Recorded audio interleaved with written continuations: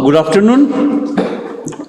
Today we will discuss the demyelinating diseases. Right? So what are the demyelinating diseases? These are basically diseases of the central nervous system affecting predominantly the white matter of the central nervous system, and it produces demyelination, and as a consequence of that also leading to destruction of the nerve fibers in between. So some of the processes, and in some stages of the disease it is restricted only to the early parts of demyelination. In some there would be complete demyelination, and in few of them there would be associated destruction of the axons. So depending upon this severity of the pathology, the disease also will take its own clinical course. So with this introduction, we go to the most important and the most common of these disorders, that is multiple sclerosis. So what is this autoimmune multiple sclerosis? Multiple sclerosis is basically an autoimmune disease of the central nervous system characterized by chronic inflammation, demyelination. There is destruction of the neurons, gliosis, with formation of some plaques or scarring, and loss of the neurons. So these are the basic changes that occurs in multiple sclerosis in the pathology, and clinically it is characterized by relapsing and progressive courses. There would be relapses and remission in the clinical picture, and at the same time some components would progress. The multiple sclerosis plaques typically develop at different areas of the nervous system and in different points of time. For that reason, the clinical manifestation of the disease is also spread out in different neurological axes and in different points in time. So very easily it can be said to be, the disease is said to be disseminated in time and space. Time and space means in different parts of the central nervous system, and time is chronologically the disease keeps on coming and going. So these two things have to be kept in mind. We will make it a little bit easier a little later. And the clinical course is extremely variable. It can be a relatively benign condition to a rapidly evolving and debilitating disease requiring profound lifestyle adjustments. There are both genetic and environmental factors in the cause. Exact cause is not known. It is a disease of young and middle-aged women in the temperate zones.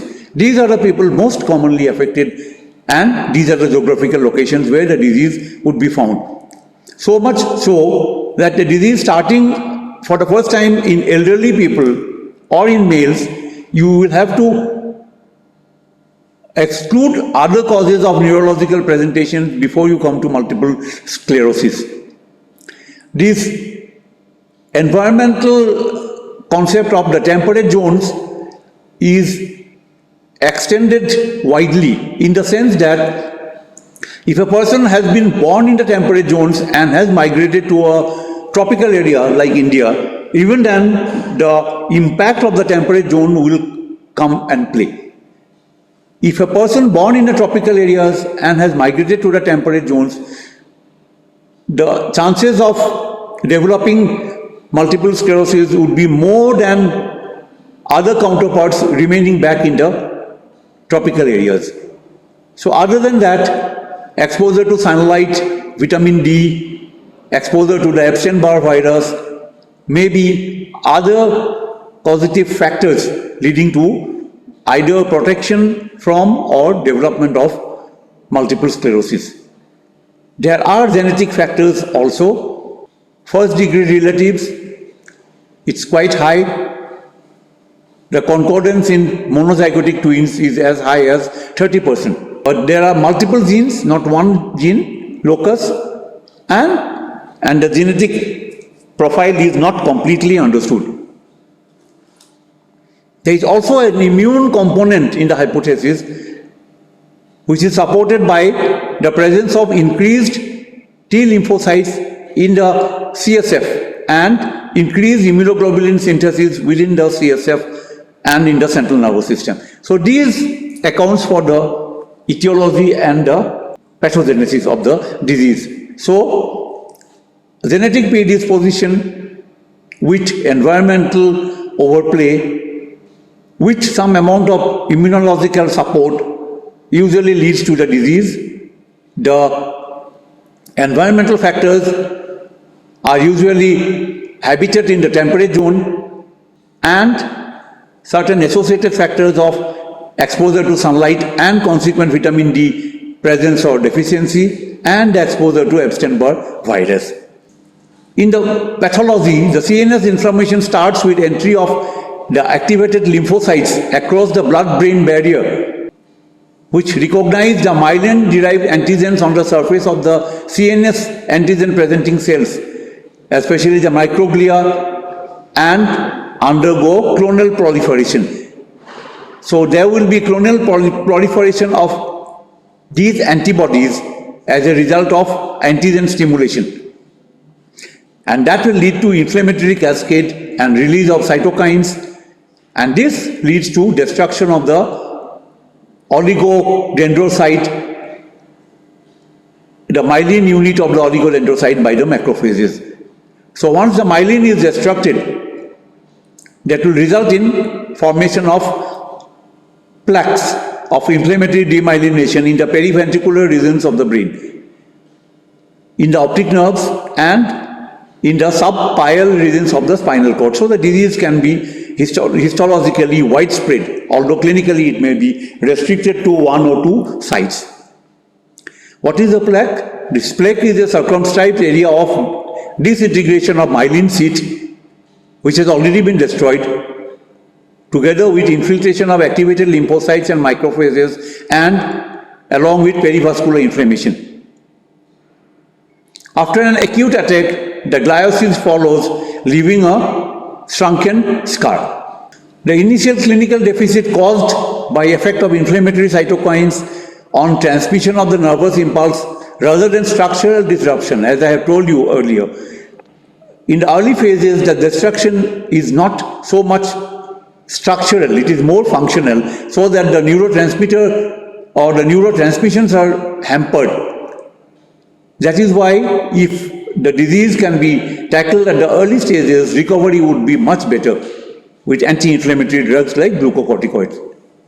In the long term, the gradual myelin loss reduces efficiency of the impulse propagation and may sometimes cause total block of the conduction of the impulses and leads to a sustained and more severe form of impairment of the central nervous system function. The inflammatory mediators, especially nitric oxide, released during the acute attack may probably initiate axonal damage, which is found in the later stages of the disease. And in your established multiple sclerosis, there is progressive axonal loss over and above the myelin destruction. There will be axonal loss, probably due to successive damage from acute attacks and subsequent loss of the neurotropic factors from the oligodendrocytes. So the disease initially starts with functional deficit of the myelin, then structural deficiency of the myelin, and ultimately deeper down the axons are also destructed. Based on these three patterns, you find mild, moderate and severe amount of neurological deficits. The earlier phases are reversible, later phases are usually not reversible. The axonal loss is probably accountable for the progressive and persistent debility. What are the common clinical features of this disease? They present with optic neuritis. It is very common. Almost all people with multiple sclerosis will have some form of optic nerve involvement at some point in their disease course. It has a relapsing remitting sensory symptoms, subacute painless spinal cord lesions, acute brainstem syndromes, then subacute loss of functions of the upper limbs, and also there might be sixth nerve cranial palsy. The other types of clinical features of this disease are effect of the optic nerve, afferent pupillary defect and optic atrophy, Lhermite's symptom, tingling in the spine or limbs on neck flexion, and a non-compressive paraplegia due to the transverse myelitis, a hemisection of the cord which we know as Brown-Sequard syndrome. There is loss of conjugate eye movement due to internuclear ophthalmoplegia along with ataxia, along with a posterior tremor and trigeminal neuralgia and recurrent facial palsy. So these are some of the not so common clinical features. Now, how do we diagnose the disease? The diagnosis of multiple sclerosis depends upon the demonstration of unexplained central nervous system lesion separated in time and space by two or more clinical relapses affecting different parts of the nervous system. Going a little bit details into this particular component, what does it mean? Supposing a woman has come to you with acute onset of optic neuritis. She has developed an optic neuritis, you have diagnosed clinically either by an ophthalmoscope or by an evoked potential, and then you know that the person has got some form of a immunological disease. The person may have the disease, or it may progress, or it recovers. After some time, after 1 month or 2 years, the same person may develop another episode of central nervous system illness, maybe in the form of transverse myelitis now. That is, acute onset non-compressive paraplegia due to transverse myelitis. So, you are having two attacks of central nervous system involvement in two different locations of the central nervous system, and these are spread out in time. The first symptom, for example, if we consider that was the optic neuritis, we will call that a clinically isolated syndrome. Recent changes to diagnostic criteria mean, well, that is what. And the second episode will be,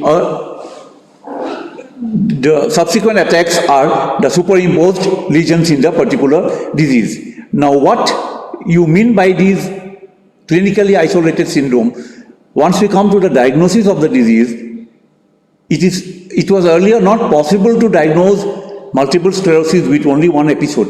You required, or you had to wait till the second episode spread out in time had developed. But now with the advent of your MRI findings, even if one or two of the lesions are silent, clinically inapparent, then also you may be able to find out that there is a clinical syndrome as well as there is some MRI related finding in some other part of the nervous system in the white matter. See, if you club these two together, you can definitely say that the person has one clinically proved involvement of the nervous system and another one MRI proved asymptomatic. Then also you can diagnose multiple sclerosis. So that is what is meant by this particular sentence. The age of onset peaks at around the fourth decade, that is 30 to 40 years. Onset before puberty and after 60 years is rare. And the symptoms and signs of multiple sclerosis usually evolve over days or weeks, and they resolve over weeks or months. Rarely a more rapid presentation like a cerebrovascular accident may also be found. About a vast majority, 85 to 90%, have an initial relapsing and remitting clinical course with variable areas of intervening recovery. While rarely, patients may have a fulminant disease from the beginning leading to death. If there are multiple relapses with incomplete recovery in between, that will indicate a poorer prognosis than another person with fewer relapses and complete recoveries. Some milder cases have an interval of years or even decades before attacks. In some, especially in optic neuritis, there is no recurrence of the disease after the first attack. There are other symptoms and syndromes suggestive of multiple sclerosis occurring either at presentation or during the course of the illness. So there might be some other variants. So this is the way how the multiple sclerosis may present. The most common, found in about 80 to 90%, is a relapsing and remitting pattern, which is marked by the green color on the left lower part of the slide. You will find that the person has an episode of neurological deficit with signs and symptoms which developed over a period of days and weeks, lasted for weeks and months, and there has been a total remission. After a gap of months, another episode has started, maybe in a different neurological axis, will follow the same pattern and revert back. In between, if you can see the pattern of the green line, it has touched the baseline. That means there is no residual effect in the beginning. The first 3 elevations, it comes to the baseline. That means there is relapse and complete remission. So this is the commonest variety. How long it will continue? After some time, maybe some years, the primary relapsing remitting may progress as secondary progressive. That means initially for first few months or years, it was having a complete recovery without any residual effects. But in course of time, you will find that the attacks will come, but the effect of the previous attack would not totally disappear. So there would be some amount of cumulative residual deficiencies. If you follow up the green line towards the right side, you will find that the step ladder pattern is gradually climbing up towards the middle of the slide. And if you go towards the right end of the slide, the green line is going up straight. That means it is becoming now continuously progressive without any remissions in between. So these two together forms about 90%. Relapsing remitting and relapsing remitting followed with secondary progression accounts for about 90% of the cases. Another 10 to 20% from the beginning will become a progressive disease. There is no relapses, remissions. It will go on becoming progressively disabling, but it is a slow process. It will not be rapid. This is the third variety. Relapsing remitting number 1, relapsing remitting with secondary progression number 2, primary progressive number 3, and the fourth variety, about 5%, is an acute fulminant variety progressing very rapidly like a cerebrovascular accident and may be fatal. So these are the 4 patterns of clinical syndromes that you find in multiple sclerosis, and this depends upon the underlying pathology. The relapsing remitting is at the stage when there is initially functional aberration of the myelin sheath, later on destruction of the myelin sheath with plaque formation. Once you come to the secondary progressive, it is more of axonal destruction now because there is permanent deficiencies. If you consider the primary progressive variety, the third variety, you will find that the axonal destruction has started from the beginning, but it is a slow process. If you go to the fourth variety, the fulminant, there is myelin destruction as well as axonal destruction going on rapidly from the beginning, accounting for about less than 10%, up to about 5% of the people will have the fulminant variety. So these are the 4 different varieties of clinical syndromes of multiple sclerosis. The physical signs will depend upon the anatomical site of the demyelination and the destruction of the axons. If it is optic nerve, blindness. If it is the fibers from the precentral gyrus, motor, fibers going for the thalamus, it will be sensory, etc. For other cranial nerves, it will be affection of the cranial nerves. Combined spinal cord and brainstem are common, although evidence of previous optic neuritis may also be found in the form of apparent pupillary deficit. There may be higher motor function defects with intellectual impairment only towards the later part of the disease, when frontal lobe functions, including memory functions, are impaired. Investigations. This is the diagnosis based on clinical features, mainly the affections, which will be upper motor and involvement of the white matter, that is clear. There is no lower motor function involvement. Affection of more than one axis of the nervous system, with relapses and remissions spread out in time. So if that pattern is present in a young woman coming in the temperate regions, you have a strong possibility of multiple sclerosis. There is no single diagnostic test. The results of investigations together with the clinical picture is necessary to come to a rational conclusion that it is multiple sclerosis. Following the first clinical event, investigations may help prognosis by confirming the disseminated nature of the disease. There are many multiple sclerosis mimickers which has to be excluded. The most important tool for diagnosis is the MRI. It is very sensitive to exclude other causes. At the same time, it can also diagnose the subclinical patterns of multiple sclerosis. But it may occasionally be confused with small vessel vasculitis. The evoked potentials, which were done earlier, like the visual, the auditory, then the somatosensory, and the brainstem evoked potentials, were able to detect clinically silent lesions. But with the advent of the MRI, nowadays we don't use them because the MRI is more sensitive. These are more functional.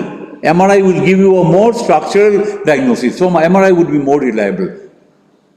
A person may have a visual evoked potentials may be still normal in the early stages when there is some amount of structural changes detected by the MRI. So we rely more on the MRI than on the evoked potentials.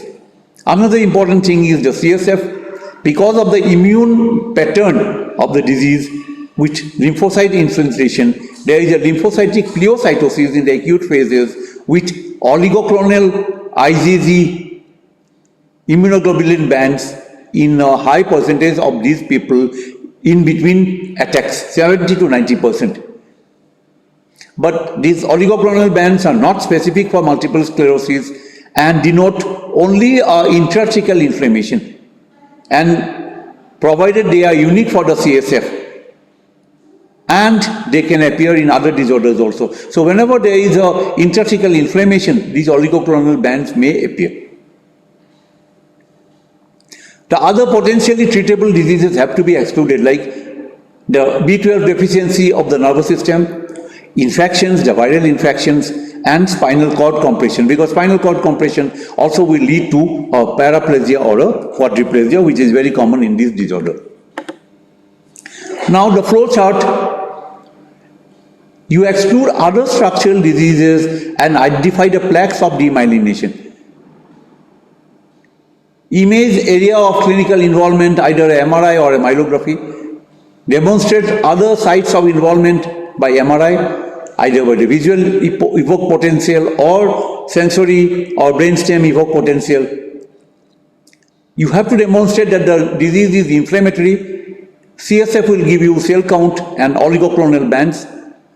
You exclude other pathologies, a chest X-ray for tuberculosis, serum ACE inhibitor enzymes, vitamin B12 deficiency, and your aplastic your pernicious anemia, anti-nuclear antibodies for SLE, and antiphospholipid antibodies for other collagen vascular diseases, because they may mimic this disease by involving the cerebral small vessel vasculitis.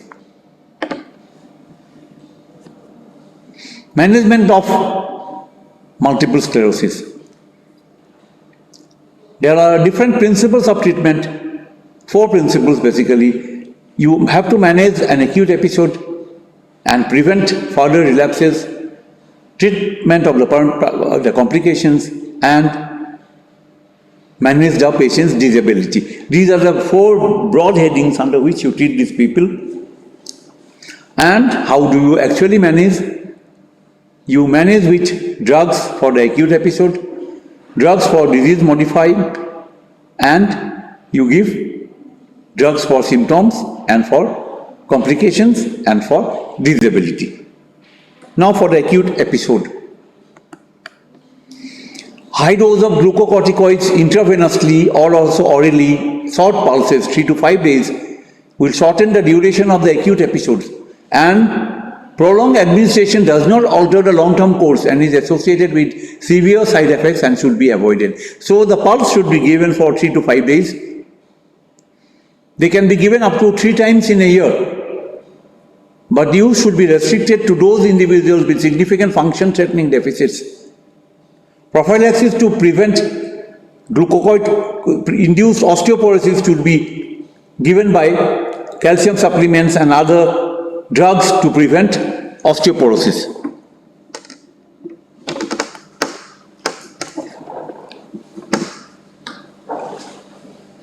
These are relatively newer drugs for disease modifying. Moderate efficacy for less severe cases like interferon beta, glatiramer, teriflunomide, dimethyl fumarate, and fingolimod. So these are some of the drugs which are used with moderate efficacy for less severe diseases. Then high efficacy for severe diseases, the drugs are also toxic. Then all of these drugs reduce the annual relapse rates and the number and size of lesions in the MRI, and some may also reduce disability. So they are basically drugs to prevent relapses and reduce the lesions in the MRI, and some of them may also reduce the disability. And they are not indicated if the person is not clinically symptomatic or for early part of the disease. All the disease modifying treatment are associated with severe adverse effects. Some can be fatal, especially if the drug is more effective. And stem cell treatment is also a possibility which is under trials. Certain drugs like diets like gluten-free diet or linoleic acid supplements, hyperbaric oxygen, but we don't know how far they are effective. Treatment of complications. So these people will suffer from lots of complications. One is spasticity and spasms. Physiotherapy works wonderfully. Either ultrasound or TENS, whatever you give, they act locally and they do not have side effects, so they are very good. Baclofen, dantrolene, gabapentin, tizanidine, then intrathecal baclofen, intramuscular injection of botulinum toxin, and chemical neuronectomy. You dissect the nerves by injecting some drugs near the nerves. So this is for spasticity. This or paraesthesias or abnormal pain sensations in the body, either burning or various other patterns of dysesthesias. The drugs you also give for other diseases like carbamazepine, gabapentin, phenytoin, amitriptyline. That is mainly they are antidepressants and anti-epileptic drugs. For bladder symptoms, either they are incontinence, retention, overflow incontinence, you can give intermittent catheterization, anticholinergics. Fatigues, amantadine, amitriptyline or modafinil. either an anti-Parkinson drug or antidepressants, erectile dysfunction drugs like sildenafil. What is the prognosis of the disease?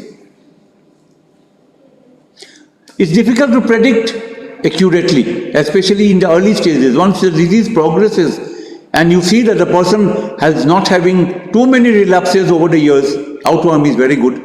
If the person is having many relapses with residual disabilities in between the attacks, prognosis is bad. Those with relapsing and remitting may experience 1 or 2 relapses every year, although this may also decline. Approximately 5% will die within 5 years and slightly more have very good long-term outcomes. So about 5% will die within the first 5 years, another maybe 10% will have a very good prognosis, another 80% will have something intermediate. Prognosis is good for patients with optic neuritis and only sensory relapses, not with the motor relapses. That means their neuronal involvement is also much less. They are more with the sensory parts. Overall, about 1/3 of the patients are disabled, requiring the help with walking after 10 years, and these may go up to about 50% after 15 years. And this disease-modifying treatment may have an effect on the long-term disability. We have 3 other variants of multiple sclerosis. One is acute disseminated encephalomyelitis. This is basically a monophasic illness. That means it will come only once. Not like multiple sclerosis, which is a polyphasic disease. It comes with multiple episodes and in different parts of the nervous system. This is monophasic, coming at one site, in which areas of perivenous demyelination are widely disseminated throughout the brain and spinal cord, but it is widespread in the beginning. Can develop spontaneously, but often after a week following a viral infection, either measles, chickenpox, or following vaccination. So there is an immune mediation here. They present with headache, vomiting, fever, delirium, with or without meningism, with or without focal or multifocal neuronal lesions, and spinal cord signs, and there might be seizures and coma. After a full recovery, recurrences are very rare. In MRI, you will find that the plaques are much bigger than in multiple sclerosis. They are much confluent and large, these plaques. And the CSF has got almost similar pattern with increase in the proteins and lymphocytes. The oligogonal bands are found in the acute episodes, but not found in the intermediate phases when the disease has gone into remission. Unlike in multiple sclerosis, where in between you are getting oligochronal bands in asymptomatic patient. But here, once the person recovers, the oligochronal bands are not present. Clinical features may be very similar to the first episode of multiple sclerosis, but later on they deviate out in the clinical features. Prognosis is very good. Only about 10% may be fatal. The treatment is with high-dose prednisolone, same as in acute relapse of multiple sclerosis. They may come as transverse myelitis, like a regular transverse myelitis patient is acute, usually monophasic, demyelinating disorder affecting the spinal cord, and it is usually precipitated by some infection. It can occur in any age group with subacute paraparesis with sensory level, accompanied with severe pain in the neck or back. MRI distinguishes it from the external regions affecting the spinal cord. That means MRI will distinguish from cord compression. The CSF has got lymphocytes, but the oligochronal bands are unusual. That means it is more of a cellular reaction rather than immunoglobulin reaction. Treatment again is high-dose prednisolone. Outcome is variable. 1/3 will have a static, 1/3 will develop multiple sclerosis, and 1/3 will recover totally. Some clinical features may suggest a higher risk of multiple sclerosis in these people who presented with an initial episode of this transverse myelitis.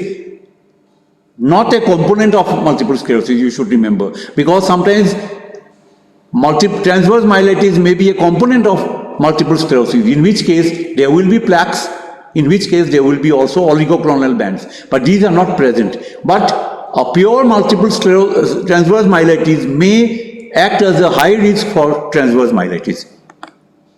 The last and a quite common variety is neuromyelitis optica. We also call it as Devick's disease, with simultaneous development of transverse myelitis and bilateral optic neuritis. This is quite common also in the Asian countries, in males, and is also middle-aged. It's more common in Asia. So you find this disease in our country.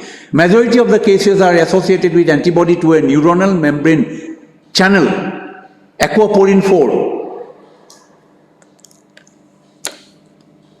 MRI gives variable chances of seeing changes in the brain, restricted to the periventricular region. The spinal lesions are longer than 3 segments. In multiple sclerosis, the plaques are very small. Here the plaques are big. Clinical deficits tend to recover less well than multiple sclerosis.